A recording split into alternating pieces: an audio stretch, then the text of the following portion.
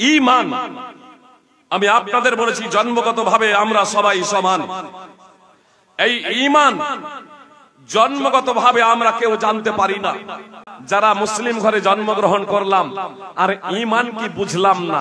জ্ঞান ছাড়া, বিদ্যা অর্জন ছাড়া ঈমান হাসিল হতে পারে না, ঈমান অর্জন হতে পারে না। আজ এত সেমিনার, এত সম্মেলন, এত প্রোগ্রাম, আমরা বলছি আমাদের জীবনে পরিবর্তন আসে না, সমাজে পরিবর্তন আসে না। আরে সমাজে পরিবর্তন আসবে কি করে? পাথরের উপরে যদি বীজ যদি ছড়িয়ে দেন, তাহলে তো ওই পাথরে আপনার জি ফসল উৎপন্ন হবে না। ওই পাথরে তো ফসল উৎপন্ন হবে না। তাহলে যেখানে বীজটা ছড়াচ্ছেন সেই জায়গাটাকে আপনাকে উর্বর করতে হবে, চাষাবাদ করতে হবে। আরে যাদের সামনে সেমিনার হচ্ছে, যাদের সামনে বক্তব্য হচ্ছে, যাদেরকে নিয়ে সম্মেলন করছি, যাদেরকে নিয়ে প্রোগ্রাম করছি, আরে তাদের মধ্যে ঈমান থাকবে তবেই তো। তাদেরকে কি ঈমান কি এটা বোঝানো হয়েছে? অত্র আয়াত দ্বারা এবং সূরা নিসার আয়াত দ্বারা স্পষ্ট যে সমস্ত মানুষ একজন নর এবং একজন নারী থেকে সৃষ্টি হয়েছে। জন্ম প্রক্রিয়া এবং জন্ম পদ্ধতি আমাদের সকলেরই একই। এজন্য জন্মগতভাবে আমরা সবাই সমান। এক কথাই যদি বলি নির্যাস, তাহলে আমরা প্রত্যেকেই তাওহীদ মান্যকারী হিসেবে সত্য গ্রহণ করার যোগ্যতা নিয়ে জন্মগ্রহণ করেছি। এক কথাই মুসলিম হিসেবে আমরা জন্মগ্রহণ করেছি। আর এজন্য যদি শিশু অবস্থায় আমাদের মৃত্যু হয়ে যেত, তাহলে আমরা জান্নাতে যেতাম, তাহলে আমরা স্বর্গে যেতাম। মুসলিম আরবি শব্দ, মুসলমান হিন্দি, ফার্সি মুসলমান, হয়তো মুসলমান ফার্সি, মুসলমান উর্দুতে ব্যবহার হয়, হিন্দিতে মুসলমান ব্যবহৃত হয়। মুসলিম শব্দটি আরবি, ইসলাম শব্দটি আরবি। ইসলামের ব্যুৎপত্তি শব্দ হলো মুসলিম। মুসলিম বা মুসলমান এটা কিন্তু সত্তাগত নাম নয়। যেমন আপনাদের কারো নাম আব্দুল্লাহ, কারো নাম আব্দুর রহমান, কারো নাম আব্দুর রহিম, জি কারো নাম আতাউর রহমান। তো এই যে বিভিন্ন জনের বিভিন্ন নাম, এগুলো হলো সত্তাগত নাম। মুসলিম বা মুসলমান এই নামগুলো কিন্তু সত্তাগত নাম না, এগুলো কিন্তু সত্তাগত নাম না। মুসলিম বা মুসলমান এটা হলো বৈশিষ্ট্যগত নাম। সাবালক সাবালিকা হয়ে যাওয়ার পরে আমরা যদি ঈমান আনয়ন করি, তাওহীদ যদি আমাদের মধ্যে থাকে, তাহলে আমরা মুসলিম তথা মুসলমান হব। আর যদি ঈমান নামক বিষয়টি আমাদের অন্তরে না থাকে, তাওহীদ শূন্য যদি আমাদের অবস্থা হয়, তাহলে আমরা মুসলমান বা মুসলিম থাকব না। এক কথায় আমরা যদি জ্ঞানার্জন করি, তাহলে সাবালক সাবালিকা হয়ে যাওয়ার পরেও আমরা মুসলিম থাকব।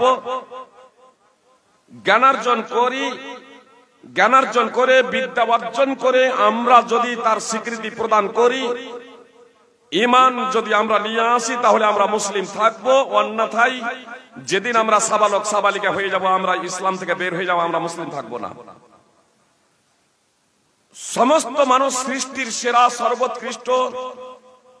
আমরা সাধারণভাবে বলি মানুষ 18,000 মাখলুকাতের মধ্যে আল্লাহ তাআলা মানুষকে 18,000 মাখলুকাতের মধ্যে সর্বোৎকৃষ্ট করেছেন। প্রথমত আমরা 18,000 মাখলুকাত বলে যে কথাটা বলছি, এই কথাটাই সঠিক না। ওয়াইন তাউদ্দু নিমাতাল্লাহি লা তুসুহা, আল্লাহ বলেন আল্লাহ তাআলা নিয়ামত রাজিকে যদি তোমরা গণনা করে শেষ করতে পারবে না। সৃষ্টি অনেক, আর সমস্ত মানুষ যে সৃষ্টির শ্রেষ্ঠ এমনটি না। আমি যে বাইয়ানার দুটি আয়াত পরিবেশন করেছি, অত্র আয়াত দুটিতে আল্লাহ তাআলা সমগ্র মানব জাতিকে দুটি শ্রেণীতে বিভক্ত করেছেন। এক হচ্ছে সৃষ্টির সর্বোৎকৃষ্ট, সৃষ্টির সর্বোৎকৃষ্ট, আর দুই নিকৃষ্ট সৃষ্টি। তাহলে মানুষ প্রসঙ্গে আল্লাহ তাআলা বলছেন যে হয় সে সৃষ্টির নিকৃষ্ট হবে অথবা সর্বোৎকৃষ্ট সৃষ্টি হবে। আর এটা জন্মগত কারণে নয়, রূপ লাবণ্যের মাধ্যমে নয়, এটা কর্মগত কারণে, আকীদা বিশ্বাসের মাধ্যমে, আমলের মাধ্যমে। সুপ্রিয় ভাই এবং বোন, যদি আকীদা এবং বিশ্বাস, কর্ম এবং আমল যদি ঈমান এবং সৎকর্ম হয় তাহলে সৃষ্টির সর্বোৎকৃষ্ট। আর আকীদা যদি ঈমান না হয়, কুফর হয়, শিরক হয়, আপনার কর্ম যদি সঠিক না হয় তাহলে সৃষ্টির নিকৃষ্ট। কিন্তু আল্লাহ তাআলা ঈমানের সাথে সাথে যেমন কর্ম, সৎকর্মটা উল্লেখ করেছেন, কুফর এবং শিরকের সাথে কর্ম আর উল্লেখ করেননি। তার কারণ আকীদা যদি কুফর এবং শিরক হয় সেখানে কর্মের কোনো প্রশ্নই আসে না। যতই ভালো কর্ম হোক না কেন আখিরাতে তার বিনিময় প্রতিদান পাওয়া যাবে না।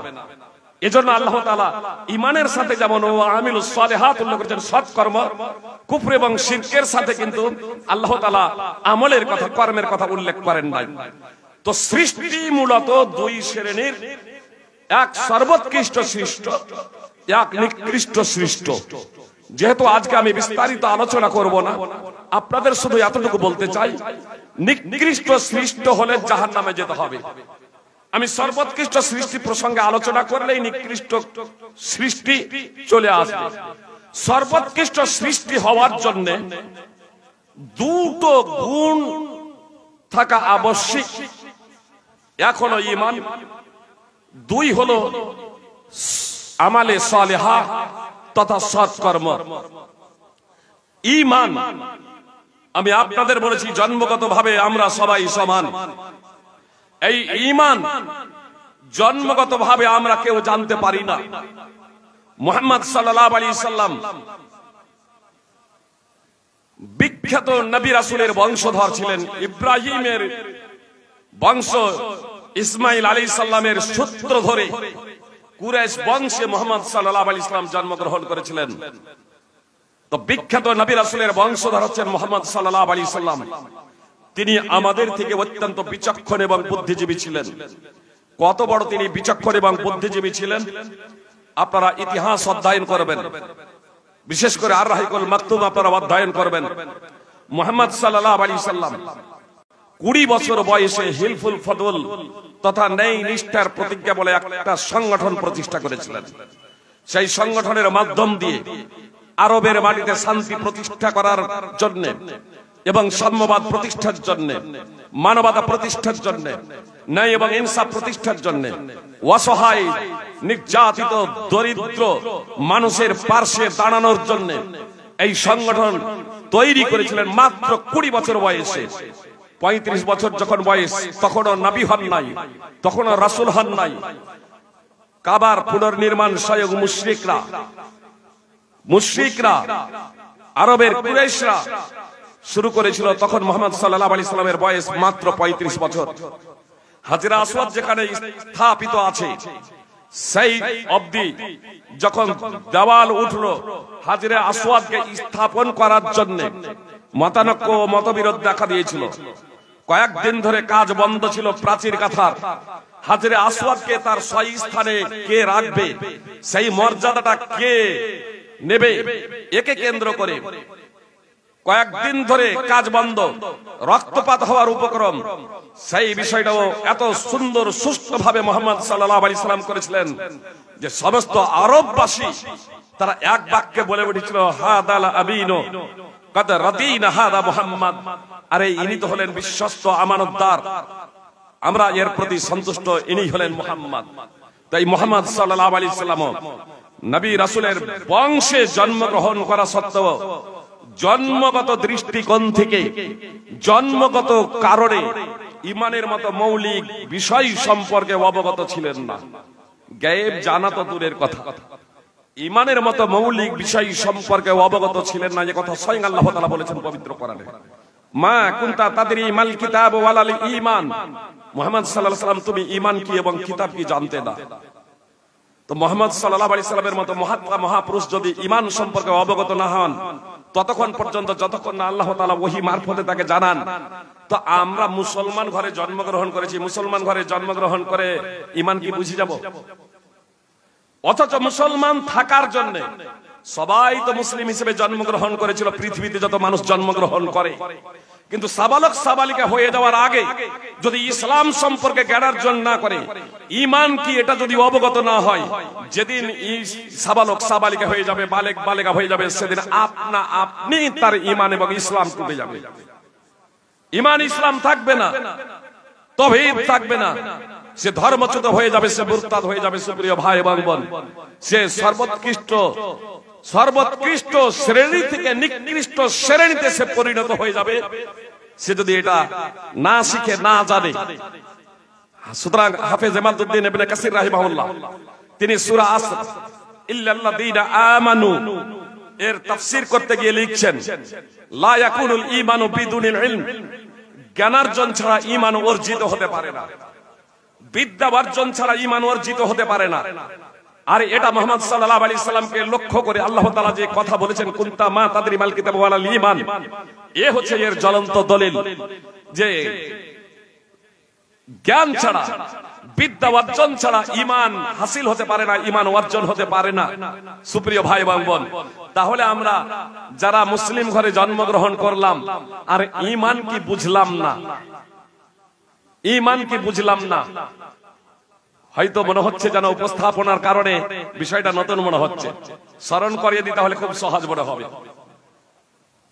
নাওয়াকিদুল ইসলাম আপনারা পড়েছেন, তাই তো?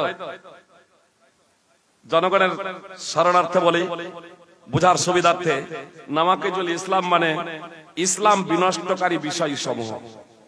যেমন ওযু বিনষ্টকারী বিষয় সমূহ আছে, আমরা জনগণ বুঝি যে কতগুলো কারণ আছে যে কারণে ওযু নষ্ট হয়ে যায়। নামাজ শুদ্ধ হওয়ার জন্য ওযু শর্ত, কিন্তু ওযু আবার কতগুলো কারণে নষ্ট হয়ে যায়। ওযু নষ্ট হয়ে গেলে সেই ওযুতে যদি নামাজ পড়েন, ওযু নষ্টের কারণ সংগঠিত হয়ে যাওয়ার পরে পুনরায় ওযু না করে যদি আপনি নামাজ পড়েন, সকলের ঐক্যমতেই নামাজ হবে না। অনুরূপ ভাবে ঈমান বিনষ্টকারী বিষয়সমূহ আছে, সেই বিষয়গুলো নাওয়াকিদুল ইসলাম একটা আজকাল সেপারেট বই পাওয়া যাচ্ছে, 10টি বিষয়কে একত্রিত করা হয়েছে। 10ম নম্বর বিষয় হলো আল ইরাদ আন দীনিল্লাহ ওয়া হুয়া লা ইয়াতাআল্লামুহু ওয়া লা ইয়ামালু বিহি, দ্বীন থেকে বিমুখ হওয়া। আর তার তাৎপর্য হলো যে দ্বীন শিখে না, ধর্ম শিখে না এবং ধর্মের প্রতি আমল করে না। আল ইরাদ আন দীনিল্লাহ আইল উসুলিস সালাসা, ইসলামের যে 3টি মৌলনীতি, শেখ ইমাম ইবনে বাজ রাহিমাহুল্লাহ বলছেন, আল ইরাদ আন দীনিল্লাহ আইল উসুলিস সালাসা, ইসলামের 3টি মৌলনীতি, অর্থাৎ মারিফাতুর রব, মারিফাতুদ দ্বীন, মারিফাতুন নবী। আল্লাহকে, তার পরিচয় কি, দ্বীন ধর্ম কি, এবং মুহাম্মদ সাল্লাল্লাহু আলাইহি সাল্লামকে, এই 3টি বিষয় সম্পর্কে কোন ছেলে এবং মেয়ে যদি অবগত না হয়, এই 3টি বিষয় সম্পর্কে যদি জ্ঞানার্জন না করে, জ্ঞানার্জন করে যদি স্বীকৃতি প্রদান না করে, জ্ঞানার্জন করে স্বীকৃতি প্রদান করে তা যদি মেনে না নেয়, তাহলে সেই ব্যক্তি মুসলমান থাকবে না, আপনি ইসলাম থেকে বের হয়ে যাবে। সুপ্রিয় ভাই এবং বোন, কথা মনোযোগ দিয়ে শুনবেন। আজ এত সেমিনার, এত সম্মেলন, এত প্রোগ্রাম, আমরা বলছি আমাদের জীবনে পরিবর্তন আসে না, সমাজে পরিবর্তন আসে না। আরে সমাজে পরিবর্তন আসবে কি করে? পাথরের উপরে যদি বীজ যদি ছড়িয়ে দেন, তাহলে তো ওই পাথরে আপনার জি ফসল উৎপন্ন হবে না, ওই পাথরে তো ফসল উৎপন্ন হবে না। তাহলে যেখানে বীজটা ছড়াচ্ছেন সেই জায়গাটাকে আপনাকে উর্বর করতে হবে, চাষাবাদ করতে হবে। আরে যাদের সামনে সেমিনার হচ্ছে, যাদের সামনে বক্তব্য হচ্ছে, যাদেরকে নিয়ে সম্মেলন করছি, যাদেরকে নিয়ে প্রোগ্রাম করছি, আরে তাদের মধ্যে ঈমান থাকবে তবেই তো। তাদেরকে কি ঈমান কি এটা বোঝানো হয়েছে? রবকে, আল্লাহকে, মুহাম্মদ সাল্লাল্লাহু আলাইহি সাল্লামকে, দ্বীনে ইসলাম কি, এ সম্পর্কে তো আমরা সিংহভাগ আজকে যে আমাদের প্রজন্ম যারা স্কুল কলেজ ইউনিভার্সিটিতে পড়াশোনা করে, বাপ মা ইসলাম কি জানে না, ইমান কি জানে না, মুহাম্মদ সাল্লাল্লাহু আলাইহি সাল্লামকে জানে না। আর ইংলিশ মিডিয়াম বা অন্যান্য জায়গায় যাদেরকে পড়তে দিয়ে দেওয়া হলো, তারা তো এই বিষয়গুলো অবগতই নয়। আমরা শুধু মাথা গণনা করছি, আব্দুর রহমান, আব্দুল্লাহ, আব্দুর রহিম ইত্যাদি। আর এদের মাধ্যম দিয়ে আমরা গণনা করছি পৃথিবীতে এতগুলো মুসলমান আছে। কিন্তু যেদিন সাবালক সাবালিকা হয়, সেদিনই যে এরা দিন থেকে বের হয়ে গেছে, ইসলাম থেকে বের হয়ে গেছে। এবং ভুল মানুষের মাধ্যম দিয়ে, ভুল প্রশিক্ষকের মাধ্যম দিয়ে এদের দ্বারা কখনো কখনো ইসলাম বিরোধী কর্মকাণ্ড আমাদের সমাজে হয়ে যাচ্ছে। কখনো কখনো মুসলিমরা মুসলিমদের লেবাস, পোশাক, মুখোশ পরে আক্রমণ করে। ইদানিং যেমন বিভিন্ন জায়গায় ঘটেছে, এবং ফেসবুক, ইউটিউব তথা পত্র পত্রিকার মাধ্যমে আপনারা অবগত আছেন। অতীতেও অনেক অমুসলিম মুসলিমদের, নামাজিদের, আলেম ওলামাদের মুখোশ পরে বিভিন্ন জায়গায় আক্রমণ করেছে। আর এই আমাদের ওই সব লোকেদের মধ্যে কেউ কেউ সেই ষড়যন্ত্রের শিকার হয়ে গিয়ে যত্রতত্র যেখানে সেখানে আপনার বোমা বিস্ফোরণের মাধ্যমে ইসলামী রাষ্ট্র কায়েম করতে চাই। কিন্তু সেটা যে ইসলাম না, ওটা বুঝে না, সেটা ইসলাম না। গুলির মাধ্যম দিয়ে শক্তি প্রয়োগ করে রাষ্ট্র প্রতিষ্ঠা করা, এর নাম ইসলাম না। স্বয়ং জিবরিল আলাইহিস সালাম একদা মুহাম্মদ সাল্লাল্লাহু আলাইহি সাল্লামের নিকটে বসেছিলেন। মুসনাদ আহমদের হাদিস, জিবরিল আলাইহিস সালাম মুহাম্মদ সাল্লাল্লাহু আলাইহি সাল্লামের নিকটে বসেছিলেন। তিনি হঠাৎ দেখছেন আসমান থেকে একজন ফেরেশতা অবতরণ করছেন। মুহাম্মদ সাল্লাল্লাহু আলাইহি সাল্লাম বলছেন, একজন ফেরেশতা আসছেন। এই ফেরেশতা এই সময়ের পূর্বে কখনো এই পৃথিবীর মাটিতে আগমন করে না। সেই ফেরেশতা এলেন, মুহাম্মদ সাল্লাল্লাহু আলাইহি সাল্লামকে বললেন, আল্লাহ আমাকে প্রেরণ করেছেন, আপনাকে নবী হিসেবে বাদশা বানানো হবে, আপনাকে নবী হিসেবে রাষ্ট্রনায়ক বানানো হবে, আপনাকে নবী হিসেবে রাষ্ট্রনায়ক বানানো হবে, নাকি আপনাকে বান্দা হিসেবে রাসূল বানানো হবে? আপনি বান্দা হিসেবে রাসূল থাকতে চান, নাকি আপনি নবী হিসেবে রাষ্ট্রনায়ক হতে চান? তো মুহাম্মদ সাল্লাল্লাহু আলাইহি সাল্লাম বললেন, বাল আব্দার রাসূল, বরং আমি বান্দা হিসেবে রাসূলই থাকতে চাই। ফেরেশতা বলছেন, আপনি কি রাষ্ট্রনায়ক হতে চান? তাহলে ফেরেশতা রাষ্ট্রনায়ক আল্লাহ তাআলার নির্দেশে ক্ষমতা প্রয়োগ করে বানিয়ে দেবেন। মুহাম্মদ সাল্লাল্লাহু আলাইহি সাল্লাম বললেন, আমি বান্দা হিসেবে রাসূল হতে চাই, রাসূল থাকতে চাই। আপনারা জানেন মুহাম্মদ সাল্লাল্লাহু আলাইহি সাল্লাম পরবর্তীতে রাষ্ট্রনায়ক হয়েছিলেন। তো রাষ্ট্রনায়ক হয়েছিলেন এটা ক্ষমতা প্রয়োগ করে নয়, মানুষকে প্রকৃত মানুষ তৈরি করে। আর এজন্য মুহাম্মদ সাল্লাল্লাহু আলাইহি সাল্লামের জীবদ্দশাতে আপনি দশকের ঘরেও অপরাধীর সংখ্যা পাবেন না, দশকের ঘরেও। বরং কোন ব্যক্তির মাধ্যমে যদি অপরাধ সংগঠিত হয়ে গেছে, মুহাম্মদ সাল্লাল্লাহু আলাইহি সাল্লামের কাছে এসে সারেন্ডার, আত্মসমর্পণ করেছে, আমার দ্বারা অপরাধ হয়ে গেছে, আমাকে পবিত্র করে দিন, পাক করে দিন। সুপ্রিয় ভাই এবং বোন, আর আজকে প্রতি মুহূর্তে অপরাধ হতে যাচ্ছে। অপরাধ যে করছে কখনো স্বীকার যায় না। সুপ্রিয় ভাই এবং বোন, আসলে ইসলাম এসেছে শান্তি প্রতিষ্ঠা করার জন্য, মানবতা প্রতিষ্ঠা করার জন্য, ন্যায় এবং ইনসাফ প্রতিষ্ঠা করার জন্য। আমি ঘোড়ারা সালাফিয়া মাদ্রাসার ছাত্র এবং ছাত্রীদেরকে এই কথা বলতে চাই, পবিত্র কোরআন এবং সুন্নাহকে নিজের জীবনে পূর্ণরূপে বাস্তবায়নের জন্য সার্বিকভাবে প্রচেষ্টা করতে হবে। এবং এই কোরআন এবং সুন্নাহ যাতে কোরআন সুন্নাহর মধ্যে সীমাবদ্ধ না থাকে, বরং শুধু নিজেদের মধ্যে নয়, বরং সার্বিকভাবে পৃথিবীর আনাচে কানাচে যাতে এই পবিত্র কোরআন এবং সুন্নাহর বাণী পৌঁছে যায়। তার জন্য মুহাম্মদ সাল্লাল্লাহু আলাইহি সাল্লামের আদর্শে আদর্শিত হয়ে, সাহাবা সাহাবিয়াদের আদর্শে আদর্শিত হয়ে আমরা যাতে আল্লাহ তাআলার সন্তুষ্টির লক্ষ্য এবং উদ্দেশ্যে সারা পৃথিবীর মানুষের কাছে আইডিয়াল এবং মডেল হয়ে যেতে পারি, মুহাম্মদ সাল্লাল্লাহু আলাইহি সাল্লামের আদর্শে আদর্শিত হয়ে, সাহাবায়ে কিরামদের আদর্শে আদর্শিত হয়ে আমাদের দেখে যাতে অমুসলিমরা ইসলাম কবুল করে। সুপ্রিয় ভাই এবং বোন, আমরা যদি এই দুটো গুণে গুণান্বিত হয়ে যেতে পারি, এক ঈমান আর এক সৎকর্ম। সৎকর্ম আমার দুই শ্রেণীতে বিভক্ত, এক আল্লাহর হক বান্দার উপরে, আর বান্দার হক বান্দার উপরে, একে অপরের।